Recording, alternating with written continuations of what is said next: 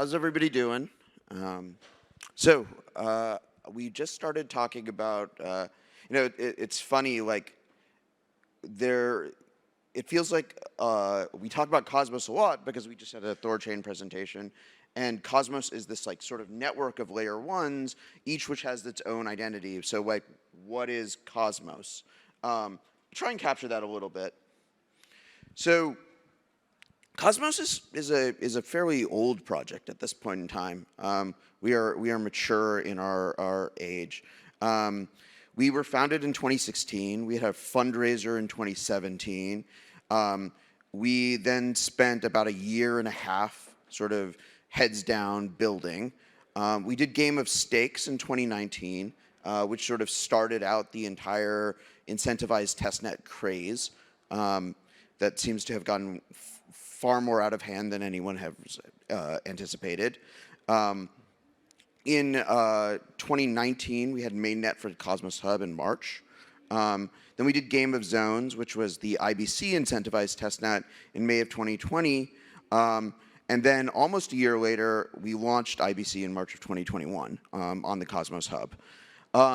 And what we're starting to see is, in general, like, so this is kind of our sort of, slide of, this is like 2-day-old data. So, the markets have moved. So, numbers are a little bit off. But, this is the success of the Cosmos SDK and Tendermint. An ever larger expanding universe of assets that live on top of our software stack and is constantly growing. And so, up until 2021, this was kind of what we had to show for our work. Look at all these assets.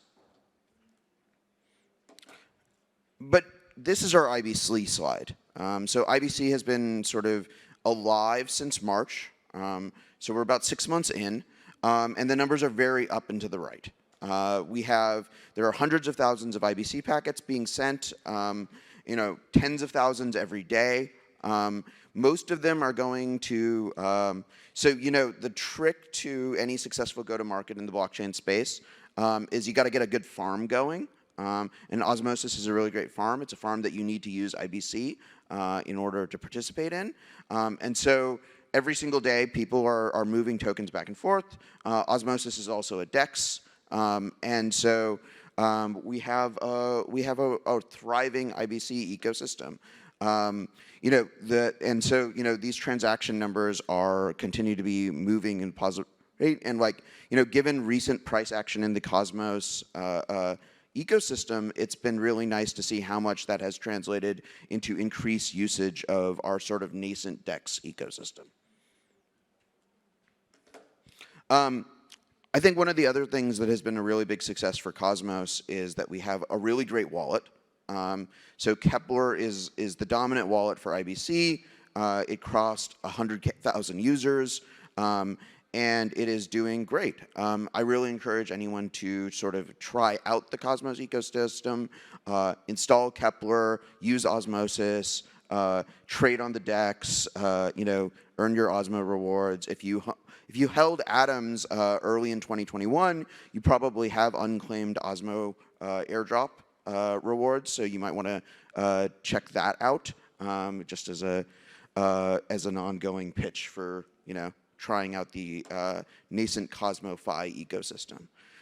So yes, we have the nascent CosmoFi ecosystem.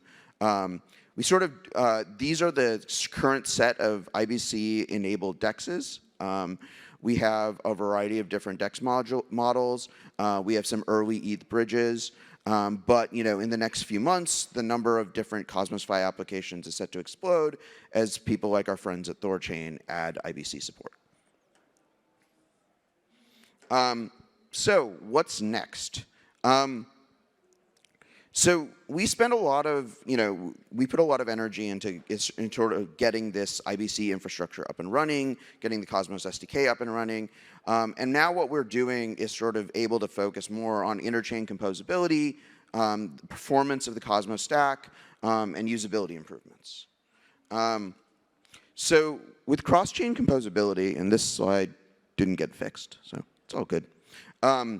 what we have is this. We have things like interchain accounts, and interchange accounts are this idea of having an account on the Cosmos Hub that you're able to interact with another blockchain. So probably like the simplest idea is like I hold tokens on the Cosmos Hub, but I vote in governance on another Cosmos chain. Without having to move my tokens over IBC to that other chain and then interact with them there. Interchain staking is part of our model of being able to like use the atom balances and use the staked atoms of the billions of dollars of staked atoms to secure chains outside of the Cosmos Hub, and that's coming down the pipe. And we have this whole idea of validator set controlled smart contracts. So sommelier validators, for instance, controlled a set of smart contracts. Sommelier is sort of a yield optimization project that I'm working on in the Cosmos ecosystem, and we control we can have the validator set on Sommelier be controlling EVM smart contracts and be able to execute transactions on the EVM network. So this idea of what the model of everything is you have a smart contract chain, and then you have smart contracts, and users interact with that smart contract. That's sort of Gen 1, and our vision of Cosmos and what Cosmos enables is that validator sets and blockchains can actually sort of enable sort of autonomous functionality on behalf of users in this sort of secure environment. Performance is another sort of big issue in the Cosmos ecosystem. Tendermint is kind of Tendermint was state of the art for 2016, 2017. But like there's a lot of opportunities and there's a lot of room to sort of grow Tendermint and get more performance, especially in data center style environments. So the sort of the other joy of Cosmos is that it is this like 40 entity ecosystem that all works on core dev. So it's not up to like one foundation or one treasury to invest in this ecosystem. And so I just pulled this tweet from Doe about the investments that the Luna ecosystem is making in Cosmos performance. And we also have Sommelier announced a partnership with Myson Labs to work on Tendermint performance. And you have lots of other parts of the ecosystem sort of investing in Tendermint performance as we are going on. So what does the future entail for Cosmos? So obviously, I think Columbus 5 from the Terra team is going to be a very exciting event. More stable coins in the Cosmos ecosystem will move Cosmos 5 forward. You're going to see a lot of different bridges to a lot of different layer 1s, layer 2s, sort of crossing the IBC gap for more assets. And then smart contracts are coming to Cosmos in a big way. There was a new governance structure for CosmWasm, which is sort of a Cosmos native smart contract environment that's developed in Rust. That like there are probably Secret and Terra are live with an early version of it right now, but they just announced a new governance structure in which they are going to be developing where Secret and Terra and Tardigrade and Juno and other sort of Cosmos chains are all going to continue to collaborate on this stack. And then Ethermint, which is the sort of long in development and storied sort of Ether EVM running on Cosmos, is starting to sort of reach production maturity, and we should see Ethermint chains sort of launching soon.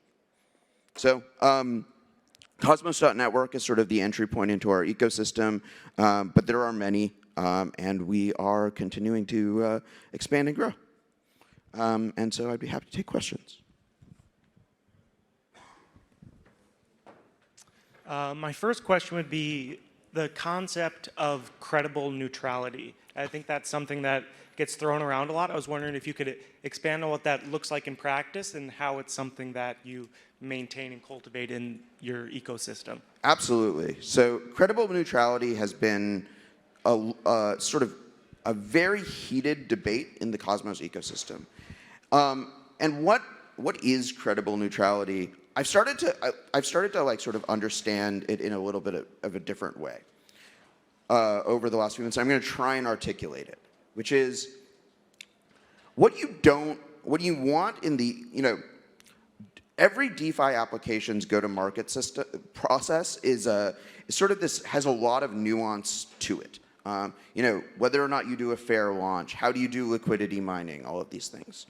And like one of the sort of central debates in Cosmos is how involved should the Atom asset be in this sort of go-to-market process. So on one side is sort of the one side of the debate is like the less neutral idea, which is like we should build Atom farms and like encourage and sort of use Atoms to incentivize certain applications' success in the Cosmos ecosystem.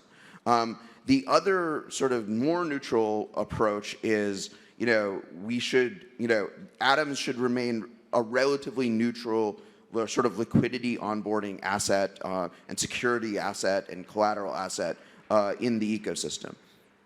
I've become much more persuaded about the sort of neutral approach. I think that there is a lot to be said for launching new tokens in the Cosmos ecosystem, especially with our massive sort of DEX ecosystem that has evolved and all the liquidity that is showing up there. It's becoming quite easy for projects to launch new tokens into the Cosmos ecosystem and sort of bootstrap liquidity. So that gives a lot of flexibility for new zones to sort of figure things out. And then there's a lot of really interesting work about having governance tokens on chains while the staking is still Atom driven. So I think there's a lot of opportunity for us to not necessarily to grow the ecosystem and grow the role for Atoms in the ecosystem without compromising the neutrality of the Cosmos Hub.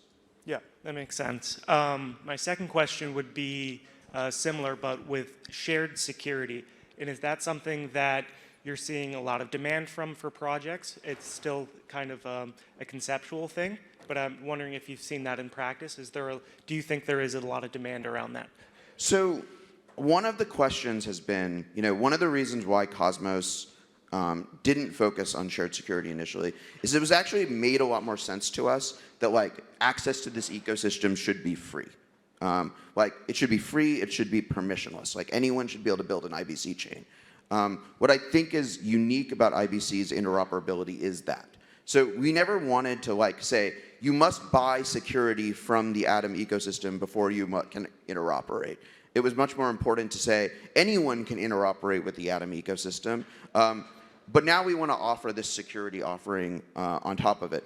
And we are starting to see some things that look like logical customers for Atom shared security.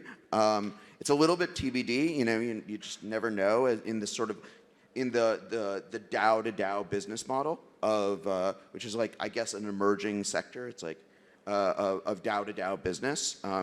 And whether or not, the sales pitch will ever like fully land. But, as we build this out, I think that we have some logical internal sort of early customers.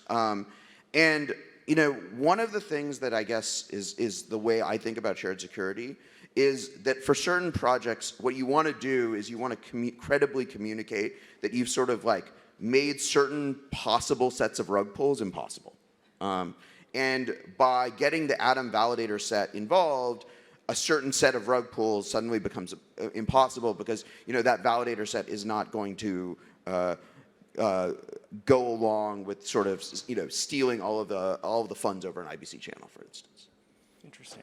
And there's a ton of different independent developer groups working around Cosmos.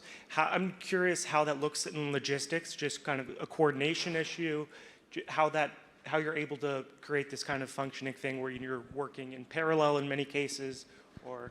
So, at the beginning of from 2016 to 2020, almost all of the Cosmos development happened in like one company. It was a very traditional organizational structure. And in 2020, we sort of disassembled all of this, this traditional organizational structure and became like this multi-entity ecosystem.